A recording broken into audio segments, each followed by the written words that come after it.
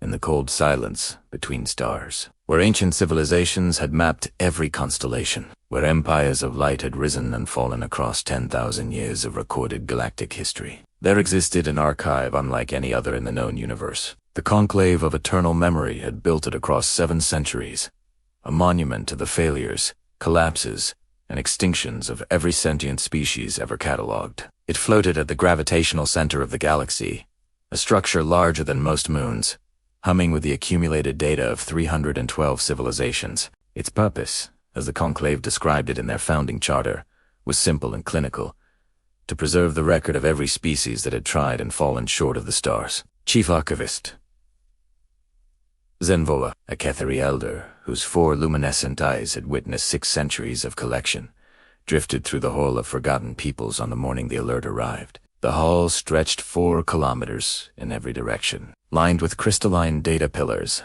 each one containing the complete recorded history of a species that no longer mattered. Zenvola had catalogued them all personally. The Draven, who burned their own atmosphere in a war. The Su, who engineered a plague they could not control. The Morath Collective, who achieved faster than light travel, and then promptly flew into a pulsar. 312 species, each one a monument to the universe's indifference toward ambition, and now the alert was blinking on his personal display with a priority code he had never seen before. It was coming from the Human Observation Division, the smallest, most underfunded branch of the entire archive. He had established that division himself, 400 years ago, almost as an afterthought. The humans had appeared on their small blue world on the edge of the Orion Arm, a species so fragile, so chaotic, so spectacularly prone to self-destruction, that he had assigned them their own folder in the archive simply out of morbid fascination. He remembered writing the initial assessment himself, in the precise Cathari administrative language. Species designation: human. Homeworld: Sol 3. Expected duration: before extinction: 400 standard years. He had been generous. Most of the conclave had said 200. Now, as he opened the priority alert and began to read, his 6-fingered hands went very still. The Human Observation Division was not reporting an extinction event. It was reporting something the archive had never once recorded in 7 centuries of operation. It was reporting a reversal. If you're finding this story compelling, please like, subscribe, and share. It helps more than you know. The first human failure the archive had catalogued occurred in the year 711 of the Common Era, a date that meant nothing to the galaxy but everything to the small civilization struggling on Sol 3. A great empire called the Tempsi dynasty had reached heights of culture, science, and military power that its neighboring peoples could scarcely comprehend. Then came the Anlushan Rebellion, a catastrophic civil war that shattered the dynasty's golden age, killing somewhere between 13 and 36 million people over 8 years of brutal conflict. The Conclave's observer drones, invisible in the size of dust particles, had recorded every moment. Their report was filed under Classification 7. Internal collapse due to political fragmentation. The humans, the observer noted clinically, had destroyed the greatest civilization of their age through greed, ambition, and an inability to resolve power disputes through nonviolent means. Prognosis: species will repeat this pattern until systemic collapse renders recovery impossible. But the observer's follow-up report, filed 30 years later, contained a note that was quietly ignored. The Tempsi dynasty had not collapsed. It had restructured, reformed, and continued for another 150 years. And in the decades following the rebellion, it had produced some of the greatest poetry in human history, as writers like Dufu transformed their grief and trauma into art that would survive for millennia. The conclave filed this under the heading, anomalous recovery, likely temporary. Then they moved on, because there were 300 other failing species to observe. The second major failure arrived 2 centuries later, when the Norse expansion across the North Atlantic led a small group of humans called the Greenland Vikings to attempt colonization of a frozen, inhospitable land. They built settlements. They struggled. They failed. The colony of Vinland was abandoned. The Greenland settlements themselves eventually collapsed over the following centuries, victims of climate change, isolation, and the stubborn refusal to adapt to Inuit survival techniques. The conclave filed this under environmental maladaptation leading to colonial failure. They noted with some satisfaction that the humans had encountered a sustainable civilization in the Inuit, who had adapted perfectly to the Arctic environment over thousands of years, and had chosen to ignore their methods rather than learn from them. This was, the report noted, a very human pattern. What the conclave did not file, because it did not fit their classification system, was what happened to the descendants of those same Norse explorers 500 years later. Their descendants, the Scandinavian nations, would develop some of the most advanced systems of social welfare, democratic governance, and human rights in the history of their species. The very cultural stubbornness that had doomed the Greenland colony had evolved into a fierce, principled independence that would eventually produce extraordinary societies. The Archive's Human Observation Division noted this in a footnote. The footnote was not read. Like, subscribe, and share if this story is hitting different. The algorithm needs your help. By the year 1000, the conclave had accumulated 47 separate failure reports on the humans. Plagues, famines, wars, floods, droughts, conquests, and collapses of every conceivable variety. The species seemed almost uniquely talented at finding new ways to suffer and destroy, and the Archive's data pillars were filling with their spectacular, creative catastrophes. The Black Death arrived in the 14th century, and the conclave's excitement was barely contained. Here, finally, was the extinction-level event they had been predicting for 3 centuries. The plague swept across the human continent of Eurasia with terrifying speed and efficiency, killing somewhere between 75 and 200 million people, wiping out perhaps a third to half of the entire European population in less than a decade. Cities emptied, trade routes collapsed, the social fabric of entire civilizations tore apart. Mass graves were dug faster than the living could fill them. The conclave filed this under pandemic cascade event, extinction timeline accelerating. They gave humanity 50 years before the societal collapse became irreversible. Then they watched, with growing confusion, as something extraordinary began to happen. The surviving humans did not collapse into barbarism, though there was plenty of that too. They began, slowly and painfully, to rebuild. And in the rebuilding, something changed. The feudal system, which had kept the majority of humans in generational poverty, began to crack under the simple economic reality that there were not enough serfs to work the land. Surviving workers discovered, for perhaps the first time in centuries, that their labor had value. Wages began to rise. The rigid social hierarchies began, slowly, to loosen, and in the intellectual vacuum left by the death of so many religious authorities, a new generation of thinkers began to ask questions that had previously been forbidden. The conclave's observer filed a confused report. The extinction event appears to have accelerated cultural evil. The Archive did not have a classification category for this. They created one, Catastrophe Renaissance. They marked it as a statistical anomaly and fully expected the next disaster to complete what the plague had started. The next disaster arrived promptly. It was called the 100 Years' War. Then the Wars of the Roses. Then the fall of Constantinople. Then the Italian Wars. Then the Reformation, which tore the human spiritual world into pieces. The conclave filed each catastrophe with increasing certainty that this time, surely, the species would not recover. Each time, the humans found something in the wreckage. From the 100 Years' War came Joan of Arc, a teenage girl who inspired a nation with pure, unreasonable belief. From the fall of Constantinople came a flood of Greek scholars to Western Europe, carrying ancient texts that became the intellectual fuel of the Renaissance.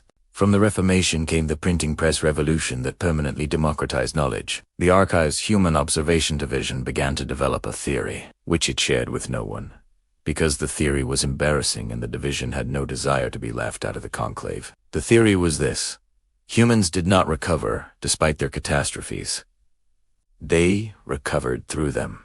If this story is blowing your mind, smash that like button, subscribe, and share with a fellow human. The year 1492 produced 2 entries in the Human Failure Archive on the same day. The first was the completion of the Reconquista, the expulsion of Muslims and Jews from the Iberian Peninsula, a catastrophic act of religious persecution that the conclave filed under cultural self. A civilization had just cut off 2 of its most intellectually vital communities. The second entry, filed the same day, was the departure of a fleet of 3 small ships, under the command of a Genoese navigator who was wrong about the size of the Earth, and was, by any reasonable calculation, sailing to his death. Christopher Columbus did not find what he was looking for. He found something else entirely, and the consequences were catastrophic for millions of people. The Conclave filed the colonization of the Americas under civilizational expansion via genocide, noting that the humans had once again demonstrated their extraordinary capacity for organized violence. An estimated 90% of the indigenous American population would die in the following century, the largest demographic catastrophe in human recorded history. The Conclave added this to their extinction prediction model and advanced the timeline significantly. What the model did not account for was what happened in the centuries that followed. The collision of the Old World and New World,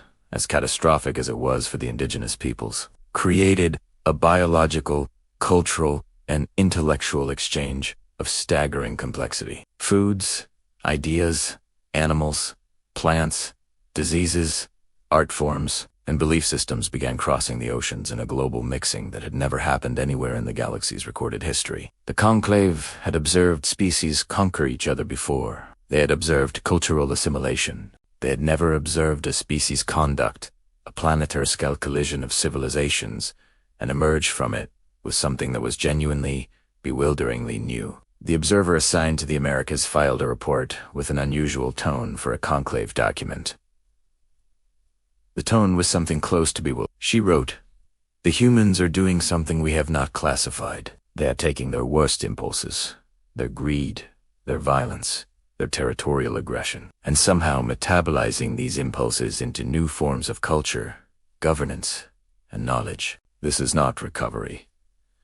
This is not adaptation. I do not have a word for what this is." She was reassigned to observe the Solari extinction documentation instead. Her report was filed under observer confusion due to insufficient data. The 100 years of European religious wars produced 500 separate failure entries in the archive. The 30 Years' War alone killed a third of the population of Central Europe. The Conclave began to run out of new classification categories. For the varieties of human self-destruction, they had wars of religion, wars of succession, wars of commerce, wars of ideology, and wars of pure spite. They had famines, plagues, institutional collapses, financial crashes, and imperial overextensions. They had witch trials, inquisitions, and the systematic suppression of scientific knowledge. By 1650, the Human Observation Division had filed 943 failure reports. Not a single one of them had resulted in the predicted extinction cascade. Each time, from somewhere in the wreckage, something had survived and begun building again. Don't forget to like, subscribe, and share. You're part of keeping this story alive. Then came the year 1687, and a human named Isaac Newton published a book. The Conclave's observer read the contents of the Principia Mathematica with growing unease. She had been monitoring human science for 2 centuries and had noted its gradual progression, which had been slow, inconsistent, frequently suppressed, and interrupted by constant warfare. But what Newton had done was different. He had not merely discovered a scientific fact. He had created a language, a mathematical grammar for describing the physical universe that would allow every human scientist who came after him to think in new ways. She filed her report with an unusual addendum. This may be a phase transition event. The archive had seen phase transitions before. The Cathari themselves had experienced one. A phase transition was the moment when a civilization crossed an invisible threshold and its development ceased to be linear and became exponential. Every civilization that had achieved a phase transition had either reached the stars or destroyed itself. The observer's report was read by Zenvuller himself, who had been following the human file personally. He made a notation in the margin. Monitor closely. Do not advance extinction timeline yet.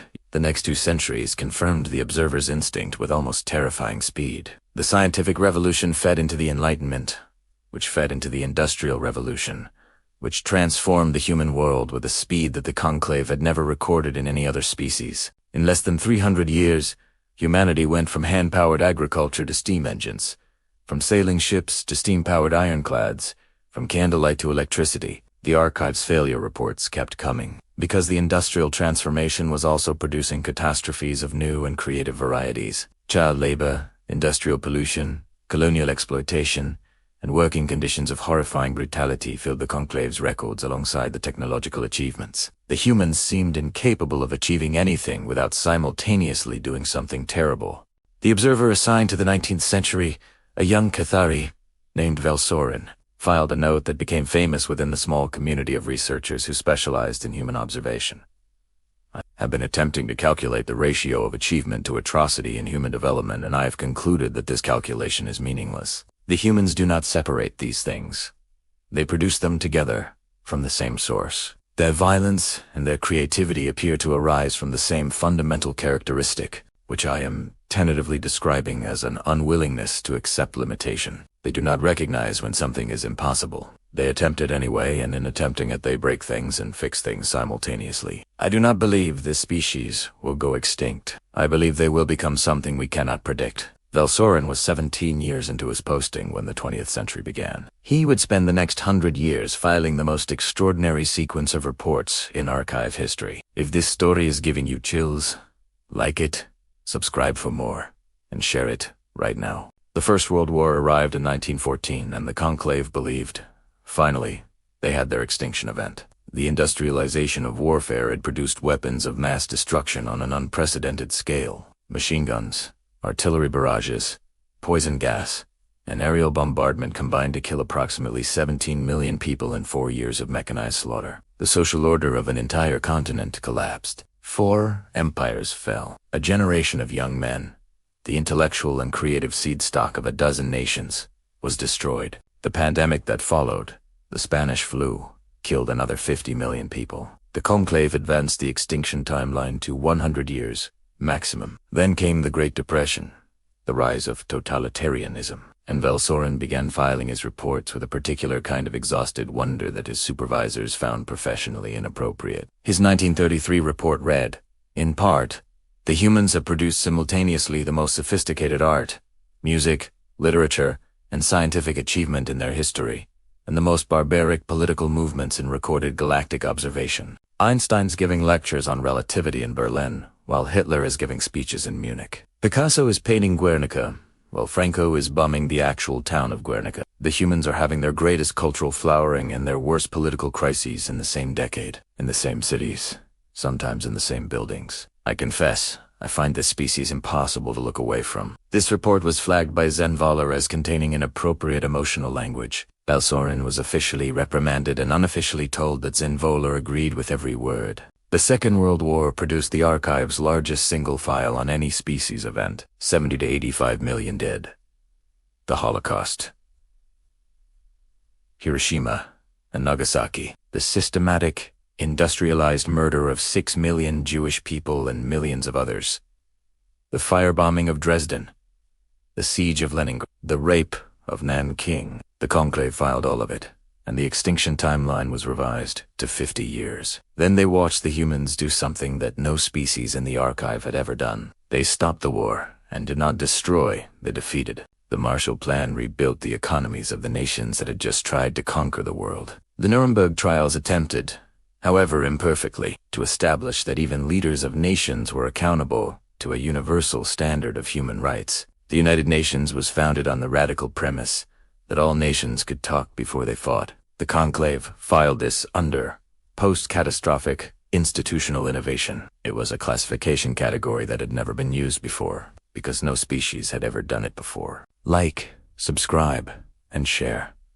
Every click tells the algorithm this story deserves to be heard. Velsorin's 1957 report is now considered the most important document in the Human Observation Archive. It was written on the day the humans launched Sputnik, the first artificial object in orbit around their planet. The report was brief by his standards, only 40 pages, but every word has since been analyzed extensively. He wrote, "Today the humans left their world. Not permanently, not with great fanfare from the galaxy. One small metal sphere, beeping in the darkness, trailing a radio signal that no one else could hear. But I have been watching this species for 120 years now, and I know what I am looking at. I am looking at the moment the archive's prediction of human extinction became permanently obsolete. They will have failures ahead of them.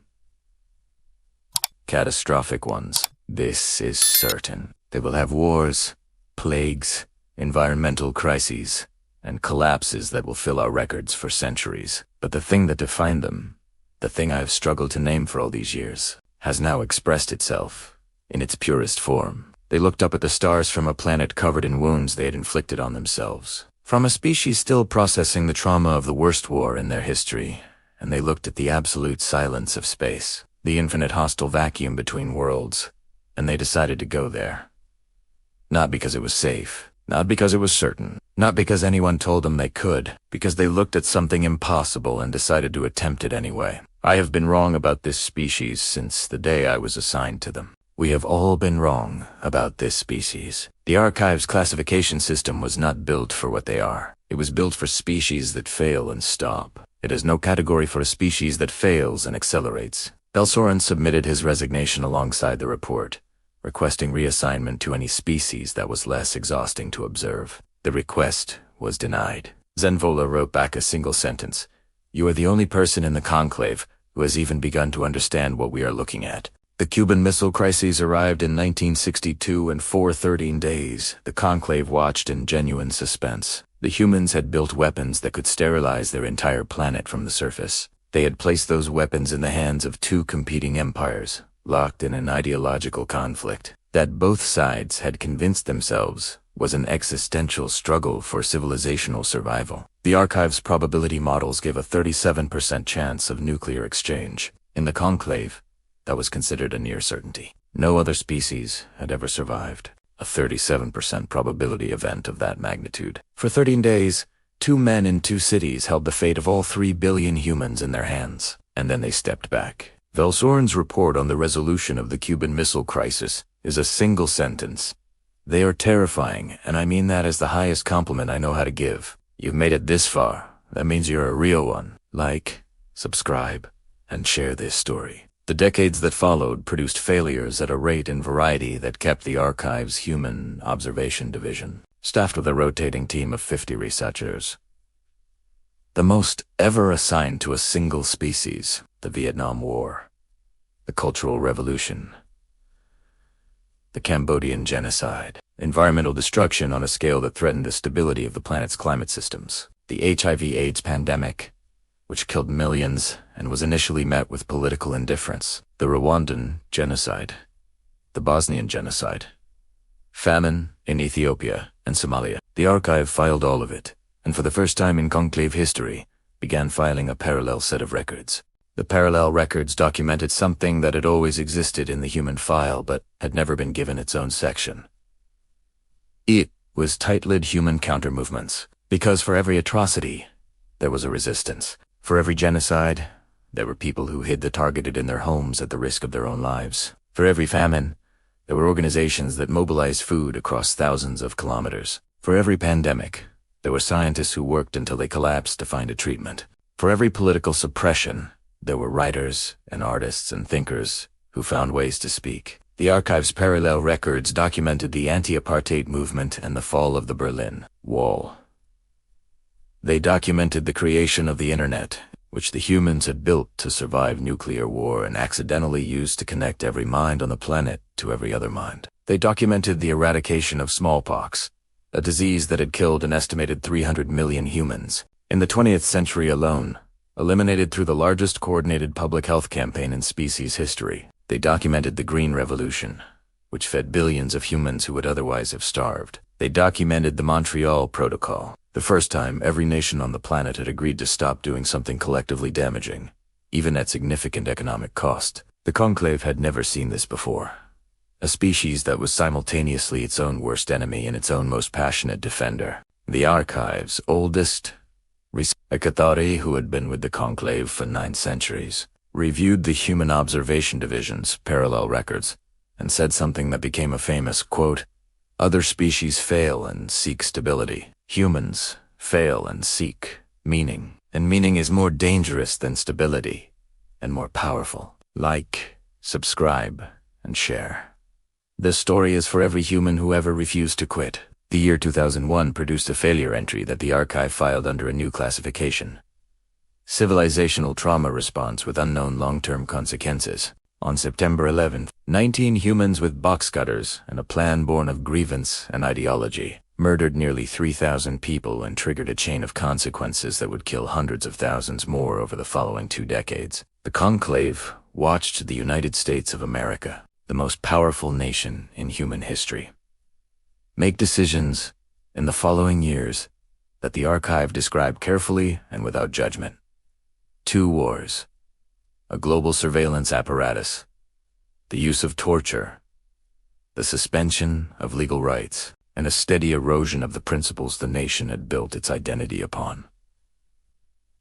The failure analysis was extensive. The consequences were real and devastating. But Valsorin, now over a century into his posting and refusing to retire, filed a parallel report. He noted, on September 12, 2001, in the city of New York, something was observed that has no classification. Firefighters ran into burning buildings while everyone else ran out. They knew the buildings might collapse. Several of them knew. They went in anyway, because there might be people alive inside. This is the pattern.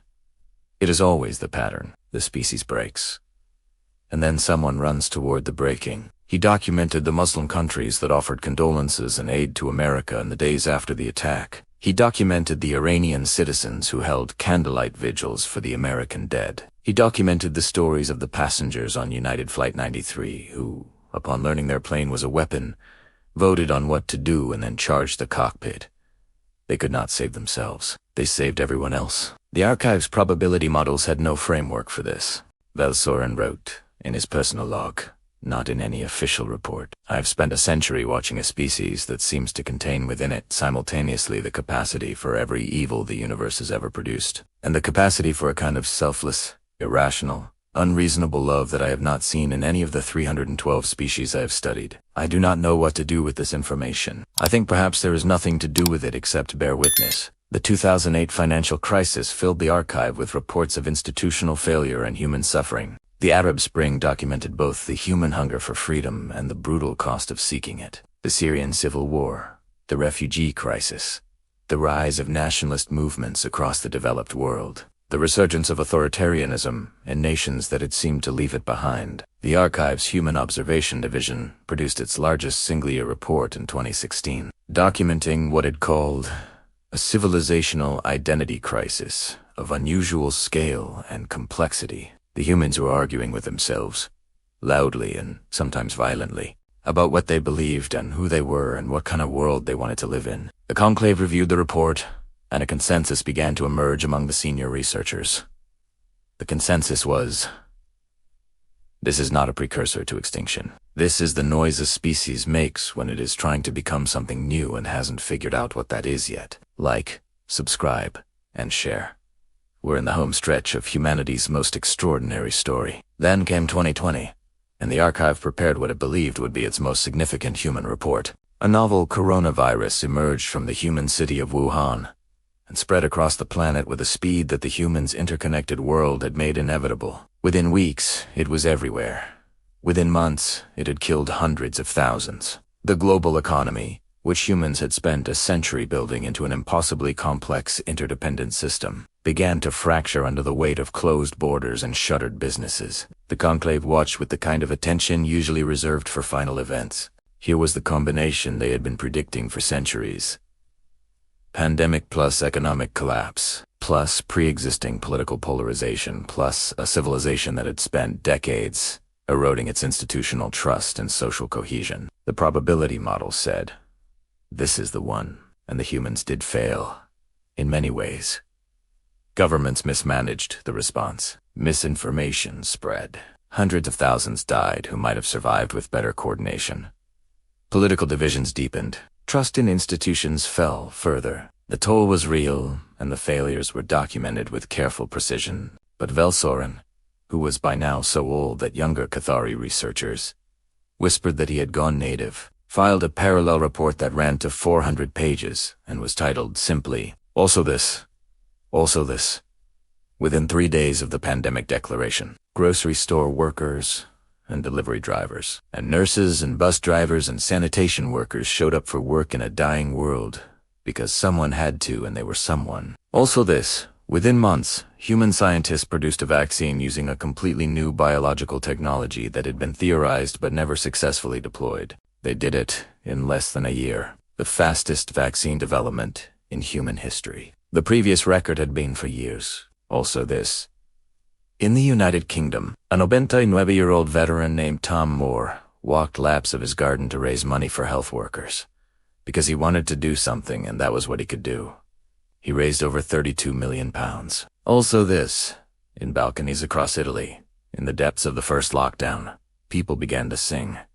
They sang to each other across the empty streets. Strangers with no other way to touch. They sang because silence was unacceptable. This, Velsoren wrote, is the pattern I have been documenting for 130 years. Not that humans do not fail. They fail constantly, profoundly, and with tremendous creativity. The pattern is what they do after. The pattern is that they always find a way to sing across the empty streets. Like, subscribe, and share. Because this is your story, and it deserves to be told everywhere. Zenvola finished reading the alert from the Human Observation Division and set down his display. He had been standing in the Hall of Forgotten Peoples for 4 hours. Around him, the crystalline data pillars of 312 extinct civilizations caught the light, each one a monument to a species that had faced the universe's indifference and been found insufficient. The Draven, the Sulari, the Morath Collective. All of them had failed.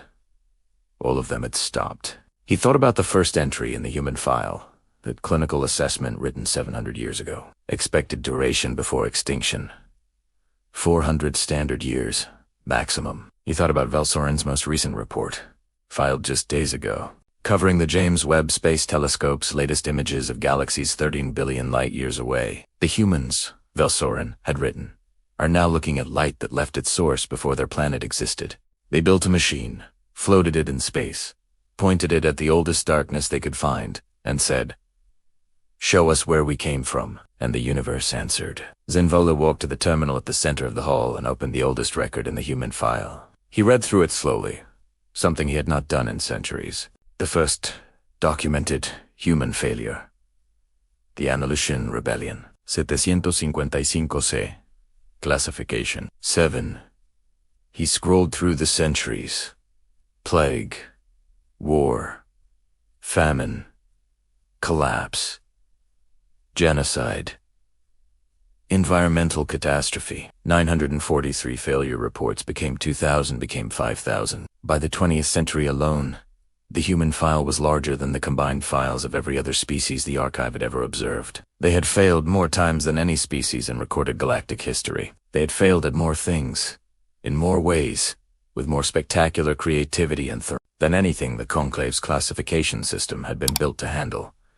And here they were, right here, on the page in front of him, and the alert from the Human Observation Division. Ere de were, in 2024, debating the governance of artificial intelligence, an intelligence they had created themselves, faster and in more varieties than seemed possible. Because once they had understood that thinking could be abstracted, they could not stop abstracting it. Ere de were, with active missions to Mars, to the asteroid belt, to the moons of Jupiter. Ere de were, with a genome they were beginning to edit, with diseases they were beginning to cure, with energy from stars they were beginning to capture at scale. Ere de were, simultaneously polarized and connected, fractured and collaborative, violent and compassionate, broken and building. Ere de were, 1,300 years.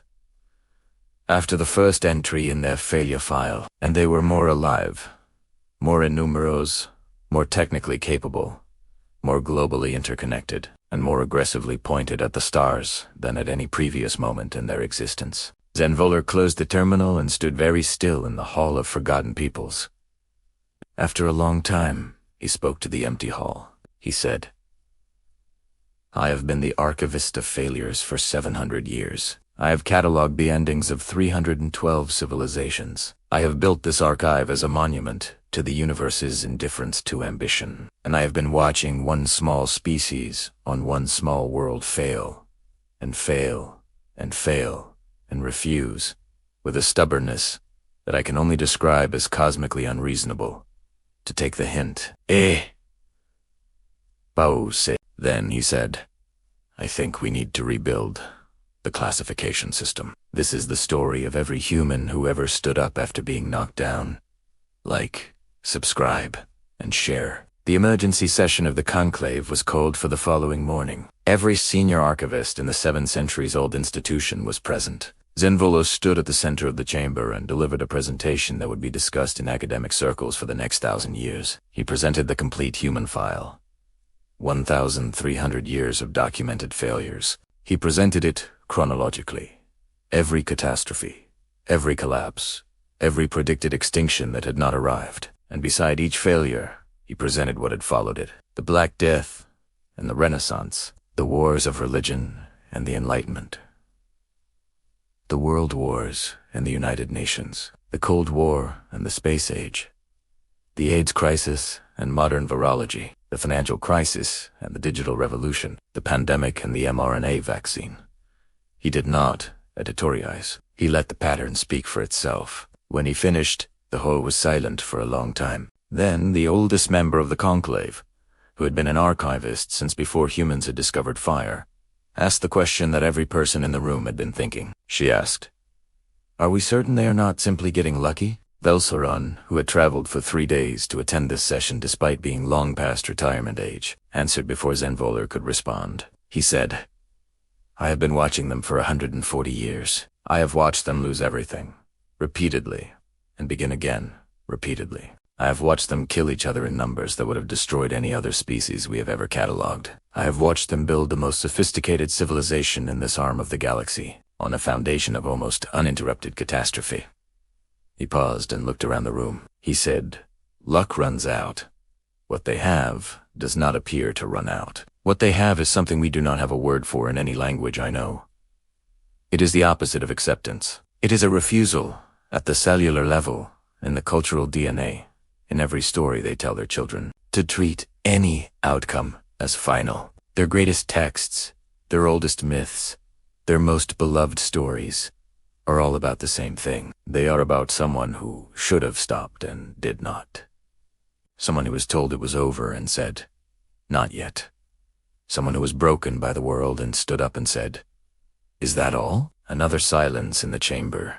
Then the oldest archivist said something that was recorded and preserved and quoted for centuries afterward. She said, "We built this archive to record the failures of species who reached for the stars and fell short. We built it as a warning, as a document of limitation." She looked around the chamber at her colleagues. She said, "I think we may have been observing the wrong species in the wrong archive. Like, subscribe, and share, because the humans in this story are you and everyone you love." The decision to create a new archive took 3 years of debate. The conclave was conservative by nature, built on centuries of cataloging endings. The idea of cataloging a species that did not appear to be ending was genuinely novel, and created procedural problems that the institution's founding charter had not anticipated. But in the end, the vote was unanimous. The new archive was built adjacent to the old one, connected by a corridor of transparent material through which both could be seen simultaneously. The old archive. The Hall of Forgotten Peoples.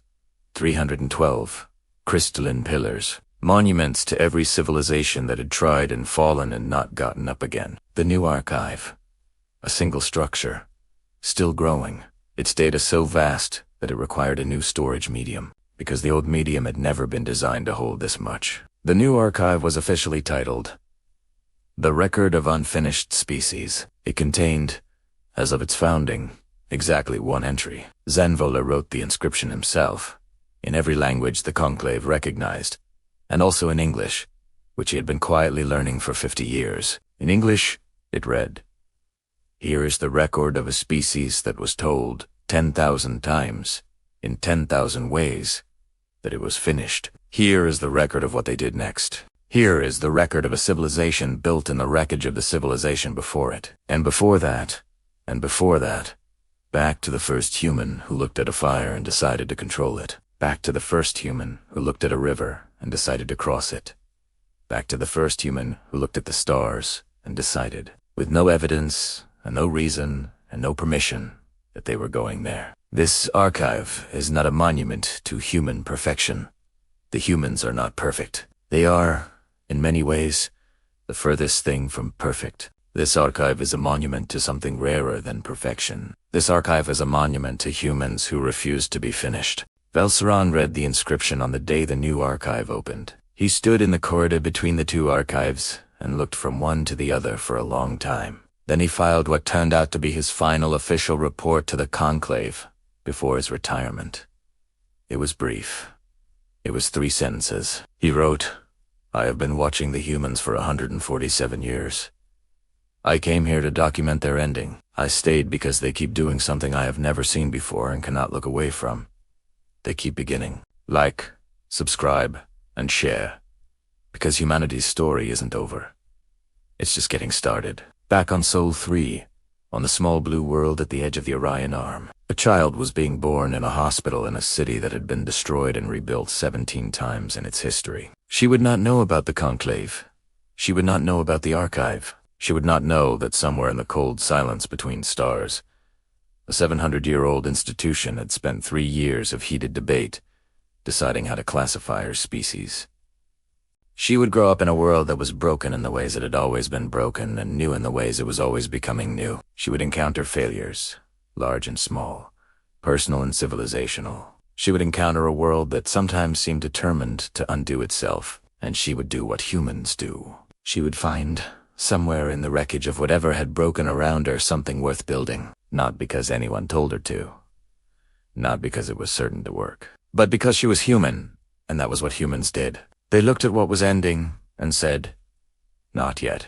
They looked at what was impossible and said, "Watch me." They looked at the darkness between worlds and said, "I am going there." And across 700 years of recorded history, in an archive that no human would ever read, in a hall built to honor the species that had tried and stopped, the data pillars of 312 forgotten civilizations stood in their silent rows and bore witness to the one species that had been given every reason to join them, and had, with magnificent, unreasonable, cosmically stubborn refusal, declined. Like, subscribe, and share this story, because you are living proof that humanity never quits. This is not the end of the human file.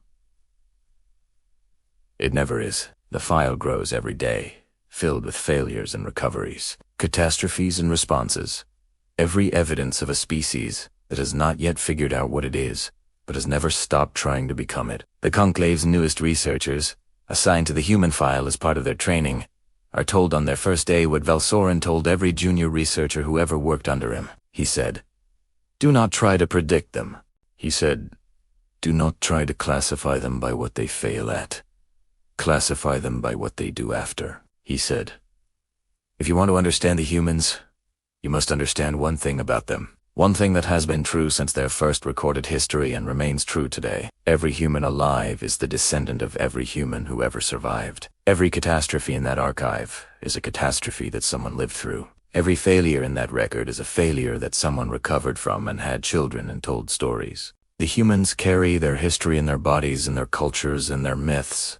And what that history says, what it has been saying for 1,300 years of documented observation, is this: we are still here. We are still here. We are still here.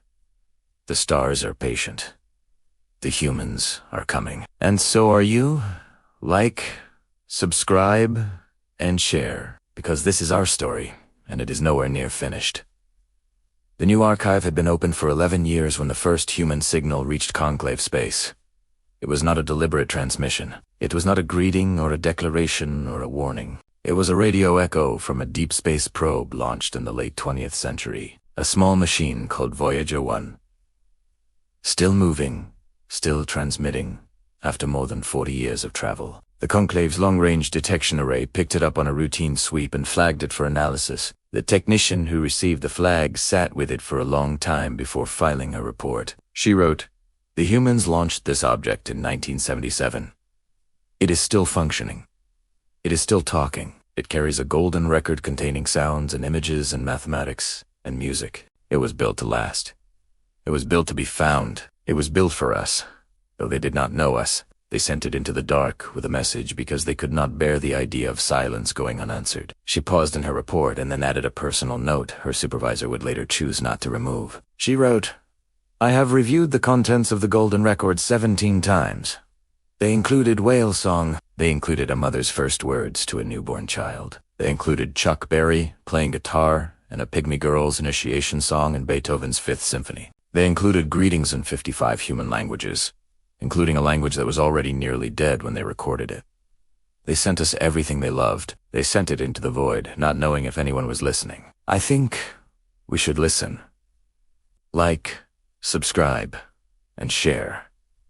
Because somewhere out there, humanity's golden record is still traveling. Zinvola received a copy of the Voyager report the same morning he received word from Vels. The old researcher had retired 18 months prior, after 150 years of human observation. He had gone to a quiet Cathari colony world to spend his remaining decades in peace. He lasted 4 months before contacting the archive. His message read, "I cannot stop reading the human news feeds. I have become pathetic. Please send me the latest files." Zenvoller sent him 600 years worth of updated human observation data and a note that said, "I told you that you would not be able to leave them alone." Velsoren's reply came back, "Within hours. You were correct. Have you read the report on their James Webb images? They found organic chemistry signatures in the atmosphere of an They found evidence that they are not alone in the universe. Do you understand what they did when they found out? They did not panic. They did not shut down the program. They did not classify the data and suppress it. They published it immediately and began arguing passionately about what it meant on every communication platform they have. I watched a human child, approximately 10 years old, explained exoplanet atmospheric spectroscopy to her grandmother. The grandmother understood. The child was delighted. I have been watching this species for a century and a half, and they still surprise me every single week. I am going to live forever, just to see how this ends. Zinvola read the message twice and filed it in the archive under a category he had created specifically for Vels, dispatches from a witness who cannot look away. There were 412 entries in that category now. He expected there would be thousands more. The question of first contact had been debated in the conclave for decades. Not whether it would happen. The human's trajectory made that inevitable. The question was when and who would initiate, and what it would mean when it did. The traditionalists argued for continued observation. The humans were not ready. They still had wars. They still had poverty. They still had political systems that produced leaders of wildly varying quality, which was perhaps the most consistent feature of their entire civilization. The reformers, led quietly by Zenvola and more loudly by a generation of younger researchers who had grown up reading the human observation files, argued something different. They argued, no species is ever ready. Readiness is a concept the universe does not honor. The humans will make contact when they make contact, because that is what they do. They reach. They always reach. The question is whether we will be reaching back. If this story is moving you, like it, subscribe, and share. Let the whole world hear this ending. The debate was still ongoing when the signal arrived. It came from a human deep space telescope array, a collaborative project involving 47 nations, which was itself remarkable to the conclave researchers, who remembered a century when those nations had been pointing nuclear weapons at each other. The signal was not a greeting, it was a mathematical sequence. Specifically, it was the sequence of prime numbers, transmitted in pulses, over and over in a direction that was not pointed at any human-identified celestial object.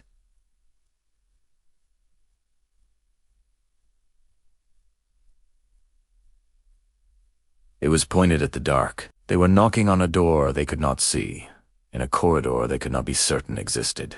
Because the idea of not knocking was, for this species, simply not an option. The conclave received the signal 14 hours after transmission. The chamber in which the senior archivists gathered to discuss it had never been so quiet. Zenvoller stood at the center and looked at his colleagues for a long time. Then he said, "The humans have been sending signals into the dark for 100 years. Radio waves from their first broadcasts are now 100 light years out in every direction. Every piece of music they ever broadcast, every news report, every transmission of any kind, is expanding outward from their world in a sphere of electromagnetic history. Any civilization within 100 light years already knows the humans exist. They know their languages. They know their music. They know their wars and their elections and their sports. They know everything the humans ever thought was worth transmitting." He paused. He said, The question before this conclave is not whether to make contact. The question is whether we are going to make them knock forever, or whether we are going to open the door. The vote was not unanimous this time, but it was a majority. And so, the conclave, for the first time in 700 years of operation, prepared a response. Subscribe now and hit the bell, because what comes next is what everything has been building toward. Vels was contacted personally to assist with the response. He arrived at the archive 3 weeks later, moving slowly now, his luminescent eyes dimmer with age, but his mind as sharp as it had ever been and his enthusiasm for his subject entirely undiminished. He was given the task of drafting the content of the message. He sat with it for 6 days. He read through the entire human observation file again, all 1,300 years of it, every failure report and every counter-movement, every catastrophe and every recovery, every ending that had turned into a beginning. On the 7th day he submitted his draft. The conclave read it in silence. It was not what any of them had expected. It did not begin with a formal greeting in mathematical language. It did not begin with coordinates or technical specifications, or a display of conclave capabilities. It began with 3 words in English, a language Velsoren had now spoken for 60 years. The 3 words were, "We have been watching," and then it continued. "We have been watching you for a very long time. We built an archive of species that failed and stopped, and we expected to add you to it. We were wrong. We have been wrong about you.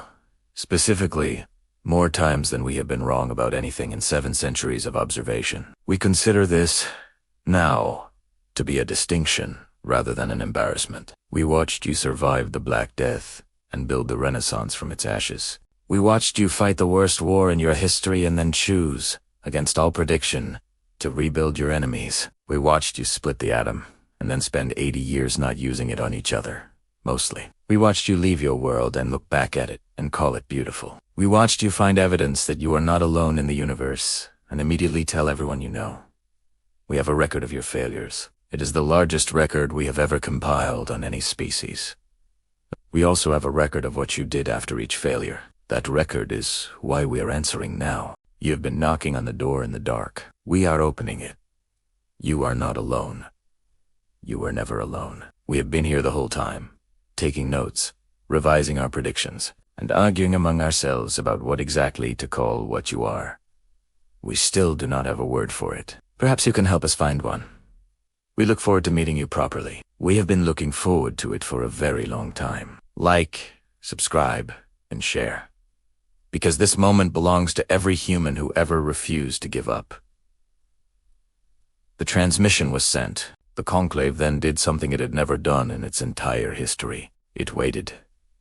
Not with the clinical patience of archivists cataloging failures, with the specific, particular kind of waiting that Velsoren had spent 150 years documenting in the human observation files, because he had seen it there more than anywhere else in the galaxy. The waiting of someone who has done everything they can do and now trusts the universe with the rest. The waiting of someone who knocked on a door in the dark, because not knocking was unthinkable. The waiting of someone who sent a golden record into the void on a small machine in 1977 and kept transmitting for 40 years because they could not stand the thought of silence being the answer. Zenvoller spent the waiting period in the Hall of Forgotten Peoples.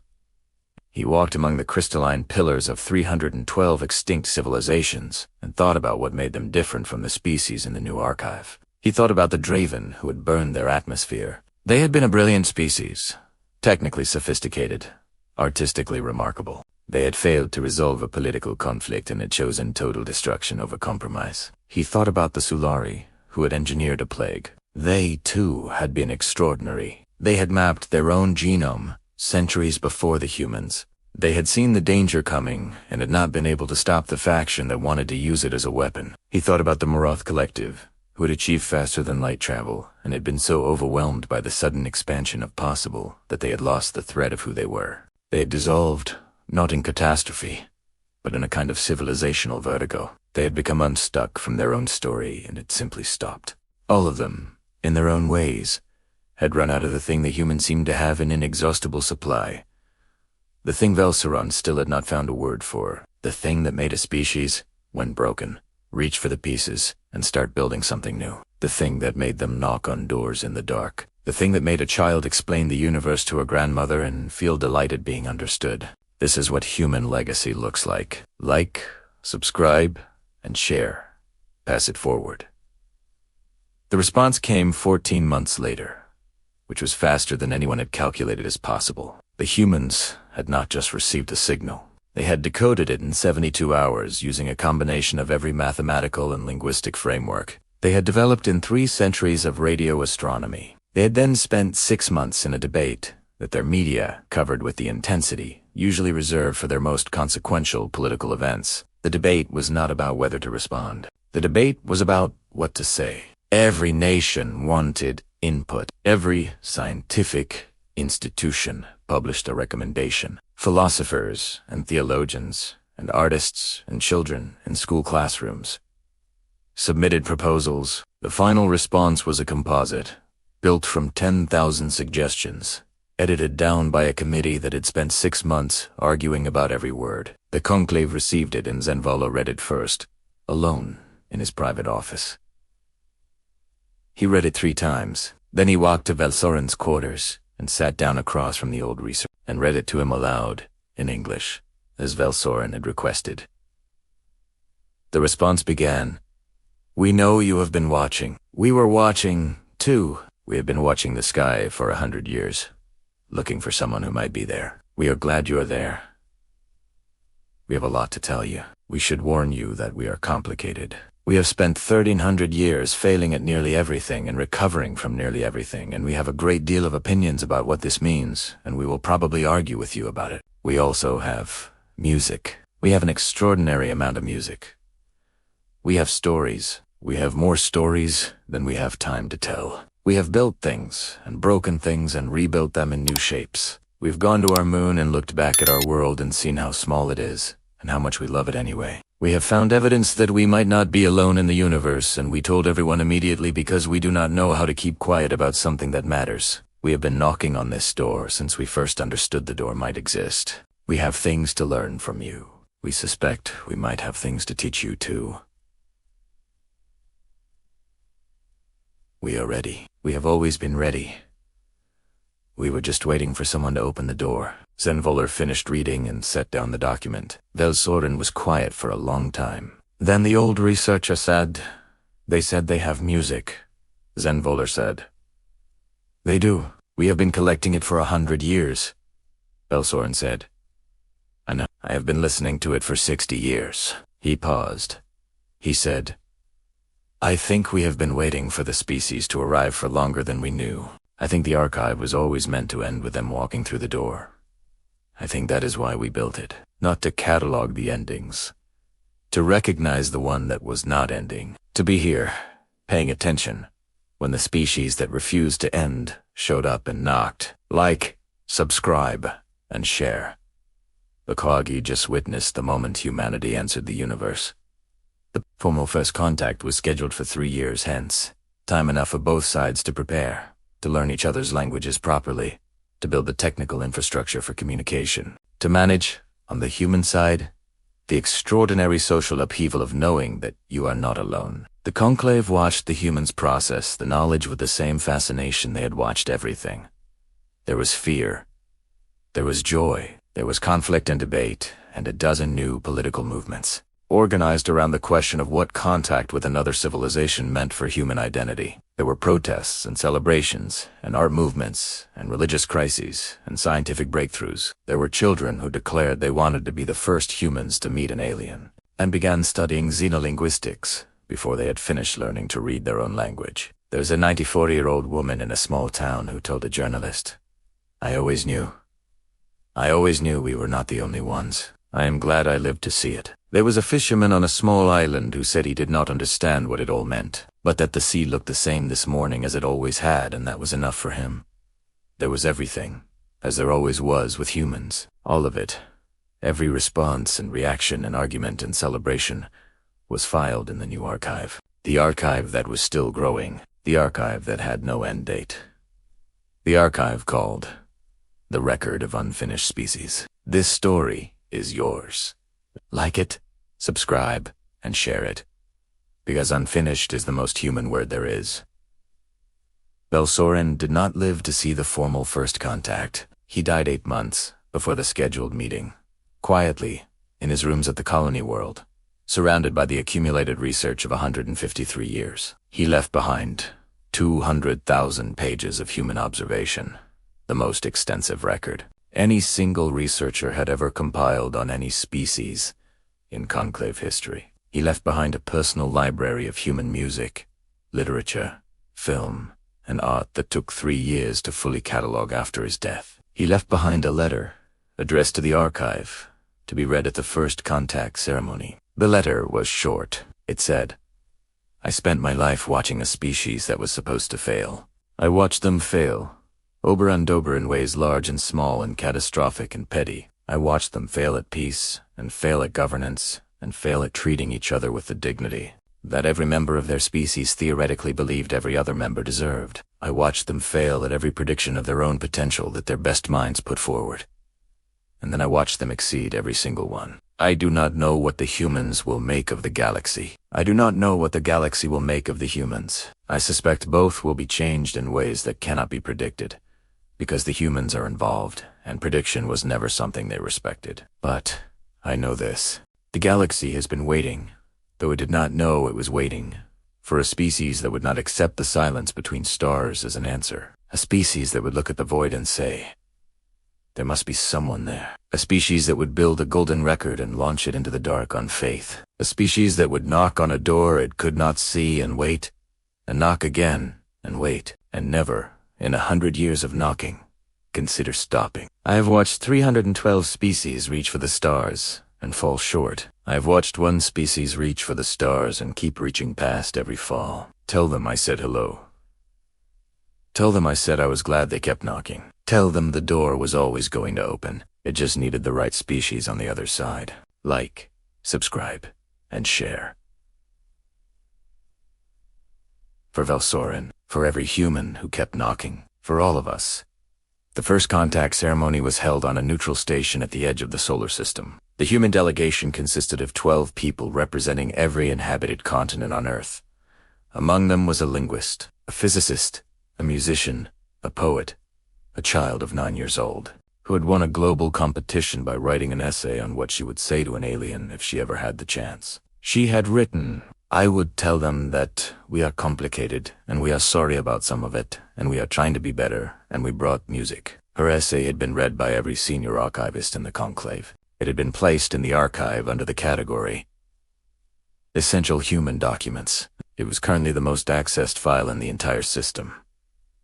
Zenvoler led the conclave delegation. He had been preparing for this moment, in Some, Sensei, for 400 years. He had the complete human observation file in his memory. He knew their history better than most humans did. He knew their failures and their recoveries, their catastrophes and their counter-movements, their impossible achievements and their magnificent, unreasonable refusals to accept any outcome as final.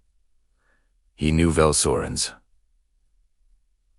letter by heart. He knew the words on the inscription of the new archive. He stepped into the meeting chamber and faced the human delegation across a table that had been designed by both sides together, which was itself, he thought, very human. They could not even design a table without making it collaborative. The human delegation looked at him with the expression he had seen in the files 1,000 times, the expression humans made when they were afraid and trying not to show it, when they were standing at the edge of something enormous and choosing, deliberately, to step forward. He knew that expression. He had filed 400 years of reports documenting it.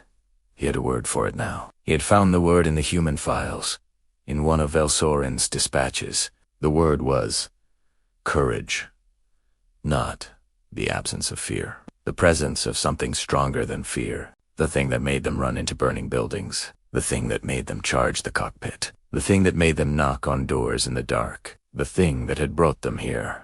He looked at the 12 humans across the table and then at the 9-year-old girl who was looking back at him with enormous, unafraid eyes. And Zenvola, chief archivist of the Conclave of Eternal Memory, keeper of the record of every species that had tried and stopped, builder of the archive of unfinished species, 400-year witness to the most impossible civilization in galactic history, smiled. He said, in English, the language Velsorin had loved, We have been watching you for a very long time.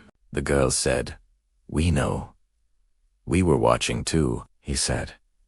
"We have your golden record." She said, "Did you like the music?" He said, "We have been listening to it for 40 years. She considered this with the focused seriousness of a 9-year-old handling important information. Tensei sighed. "Chuck Berry is my favorite too. And somewhere in the archive, in the Hall of Forgotten Peoples, among the crystalline pillars of 312 civilizations that had tried and stopped, the data of 1,300 years of human failure and recovery and refusal hummed quietly in the dark. And in the new archive, the one still growing, the one with no end date, the one called the Record of Unfinished Species, a new entry was being written. It was the first entry ever filed, under the category Contact. And it began, as all the best human stories begin, not at an ending, but at a door just opening. Not with a conclusion, but with a first word. Not with a monument to what was finished, but with a record of what was just beginning. We are still here. We are still here. We knocked on the door in the dark, and someone opened it, and we walked through. Like, subscribe, and share, because this is not the end. For humanity, it never is. It is always, always just the beginning.